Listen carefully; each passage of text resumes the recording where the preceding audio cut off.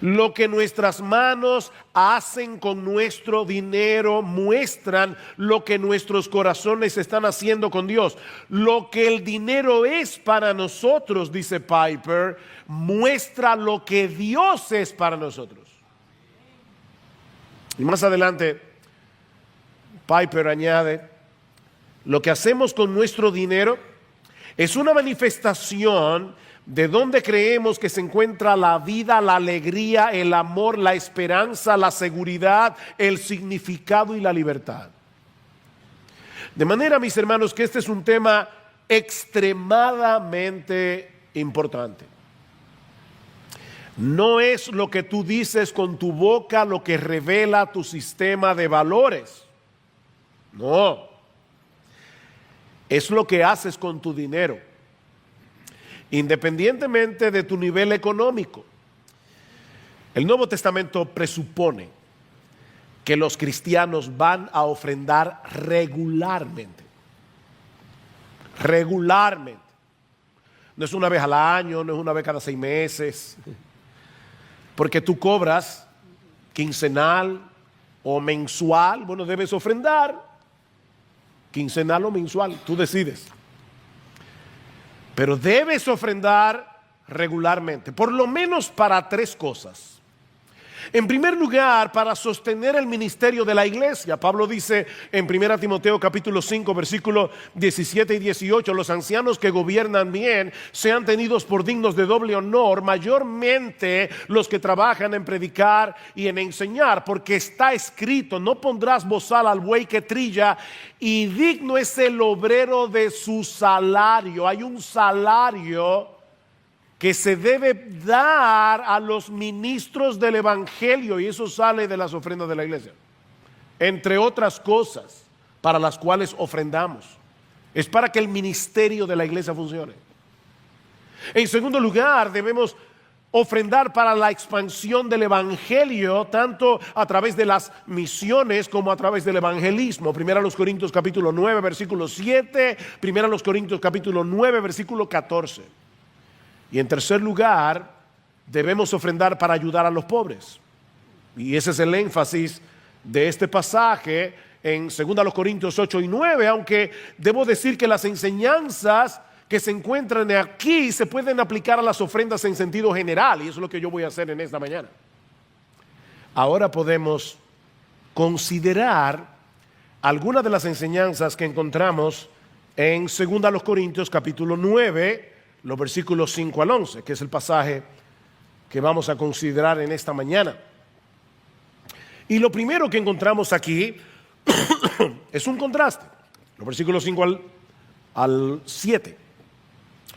Un contraste en el que Pablo nos muestra que la actitud del corazón al ofrendar es más importante que la cantidad de lo que ofrendas.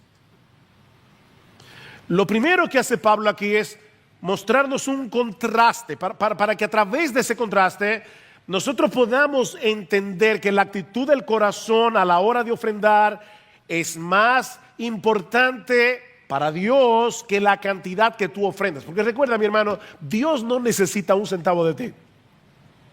Dios no necesita tu dinero. Dios quiere tu corazón. Versículo 5, capítulo 9. Así que creí necesario exhortar a los hermanos a que se adelantaran en ir a vosotros y prepararan de antemano vuestra generosa ofrenda ya prometida, para que la misma estuviera lista como ofrenda generosa y no como codicia. Pablo había enviado a Tito junto con otro hermano, cuyo nombre no se menciona aquí en el pasaje, para preparar de antemano, dice él, vuestra generosa ofrenda ya prometida. Y esta palabra que se traduce aquí como generosa ofrenda significa literalmente bendición. Es la palabra eulogía, bendición. El contraste de Pablo aquí es que vuestra ofrenda sea dada como una bendición y no como de exigencia nuestra, dice la Reina Valera del 60. ¿Ven el contraste? Como una bendición no como si fuera una exigencia. Otra forma de traducir esta frase es algo que es arrancado de la codicia. Como alguien que es despojado de sus bienes bajo amenaza. Dame tu dinero. Pablo dice, no es así que yo quiero que te ofrendes. No. Pablo no quería que estos hermanos se sintieran presionados por su autoridad apostólica. Eso es lo que le está diciendo. Yo quiero que ustedes den entendiendo con la conciencia de que es una bendición bendecir a otros, no como si fuera una exigencia, de tal manera que yo tengo que arrancarles de la billetera lo que ustedes quieren aferrarse a eso. El segundo contraste está en el versículo 6. Pero esto digo, el que siembra escasamente, escasamente también segará. El que siembra abundantemente, abundantemente también segará. Dios espera que demos de forma generosa, no con tacañería. Ese es el contraste aquí. No escasamente, sino abundantemente. ¿Ven? Con un corazón generoso, no con un corazón tacaño. Sean abundantes a la hora de dar, dice Pablo, porque el que siembra escasamente, segará escasamente. Y Pablo está pensando aquí en el agricultor que pierde su semilla. Cuando el agricultor siembra su semilla, en cierto modo la está perdiendo. Pero la está perdiendo para luego tener la cosecha, ¿verdad? Esa pérdida resultará en ganancia cuando llegue la siega. Mis hermanos, la matemática de Dios es distinta a la matemática del hombre. En la matemática tuya y mía, 10 menos 1 es igual a 9. Y 10 menos 0 es igual a 10. Si tú quieres tener 10, ¿qué debes hacer? No dar nada. Fíjense, en la matemática del hombre, si yo quiero quedarme con 10, ¿qué debo dar? 0, porque 10 menos 0 es 10. Porque si doy 1, aunque sea, ya me quedé con 9. La matemática de Dios es absolutamente diferente. No, si tú quieres quedarte con todo, escasamente segarás. Y yo estoy consciente, mis hermanos, de que esto suena a lo mismo que dicen los falsos maestros del evangelio de la prosperidad. Yo lo sé. Pero como espero mostrar en un momento, hay un mundo de diferencia entre los que predican estos siervos del diablo, porque son siervos de Satanás, y lo que Pablo está diciendo aquí. Pues no voy a entrar en eso ahora, pero hay una diferencia. Mis hermanos, sin embargo, el hecho de que algunos estén torciendo las escrituras para su propio beneficio no elimina lo que este texto dice. Y Pablo está diciendo que hay una relación directa entre la generosidad de lo que se da y la generosidad de lo que se recibe. El que siembra escasamente, segará escasamente. Y el que siembra abundantemente, segará abundantemente. Por supuesto, lo que esa generosidad implica para unos no es lo mismo de lo que implica para otros, pero todos debemos ser generosos a la hora de dar. Repito, esa generosidad no se va a ver igual. Dios no está contando la cantidad que tú das. Déjeme ponerlo de esta manera. Mira, mi hermano, si tus ingresos se han incrementado en los últimos años, y eso es más evidente en tu estilo de vida que en tus ofrendas, probablemente eso es un indicativo de que tú estás sembrando escasamente. Hay un problema del corazón. Pablo dice en 1 Corintios capítulo 16, versículo 2, que todo creyente, y él usa la expresión cada uno, es decir, todos, cada uno debe ofrendar regularmente, dice Pablo, según haya prosperado. ¿Se dan cuenta? El punto no es la cantidad específica que ofrendamos, ese no es el punto, sino que esas ofrendas deben ser generosas en proporción a nuestro ingreso. Por eso es que no se va a ver igual en unos o en otros, según haya prosperado. ¿Han aumentado tus ingresos en estos últimos años? Y si es así, ¿dónde se ve eso más claramente? ¿En tus ofrendas o en tu estilo de vida?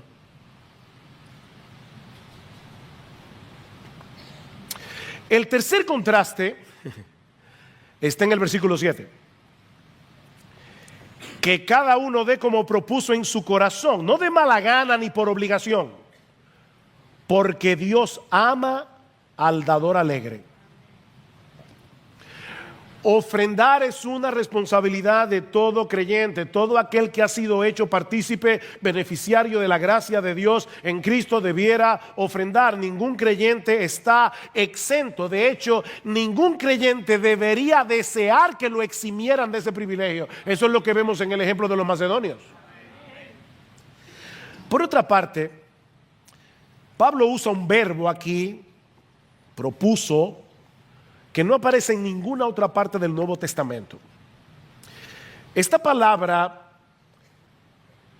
se enfoca en aquello que hacemos de una manera deliberada y libremente. Deliberadamente, libremente. O sea, no se trata de un impulso del momento, sino de algo que se hace de una forma planificada, plenamente conscientes de lo que estamos haciendo. En otras palabras, no debemos ofrendar de una forma mecánica. Bueno, yo decidí que esto es lo que voy a dar todos los meses y sencillamente todos los meses hago el cheque. Pablo dice, no, considera con cuidado lo que estás haciendo a la hora de ofrendar. ¿Sabes para qué? Para que lo hagas con una actitud adecuada. De ahí el contraste en nuestro texto, no de mala gana. Ahí están pidiendo otra vez. Ese es el espíritu. ¿Qué problema? Uno con el agua hasta el cuello, ahora encima de eso la ofrenda, la bendita ofrenda. No, hermano, no. Mira, ni que des $1,000,000. No, así no. No de mala gana, dice Pablo. No de una forma renuente, como algo de lo que uno se desprende con resistencia. La idea que Pablo parece querer transmitir es la del individuo que ofrenda, escucha esto, lamentando en su corazón todo lo que pudo haber hecho con ese dinero. Óyeme, un viajecito. Es ese espíritu. Eso es lo que es dar de mala gana. Pero tampoco, dice Pablo, debemos hacerlo por obligación. Es decir, por el simple hecho de que es un deber cristiano. O sea, no ofrendes con la misma actitud con la que tú pagas los impuestos. ¿Cómo debemos hacerlo? Vean el versículo 7 otra vez. Que cada uno dé como propuso en su corazón, no de mala gana ni por obligación, porque Dios ama al dador alegre. O sea, Dios no se agrada con la ofrenda del que no se agrada en ofrendar. Mis hermanos, nuestro Dios es tan generoso, tan generoso. Y su deleite es ver ese reflejo de su carácter desarrollándose en aquellos que fueron comprados con la sangre de Jesús. Cuando Dios ve eso en el corazón de sus hijos, Él ve un reflejo de Él mismo y Él se goza en eso. ¿Ves? Dios ama al dador alegre. Por eso es que alguien decía que es tu perspectiva de Dios lo que determina tu perspectiva de la ofrenda. Es lo que tú ves acerca, lo que tú piensas y crees acerca de Dios. Tú ves a Dios como alguien que retiene sus dones, como un Dios tacaño que da lo necesario y a regañadientes. O tú ves a Dios como alguien que sobreabunda en generosidad. Mis hermanos, cuando los cristianos son generosos en sus ofrendas, se convierten en conductores de la gracia de Dios.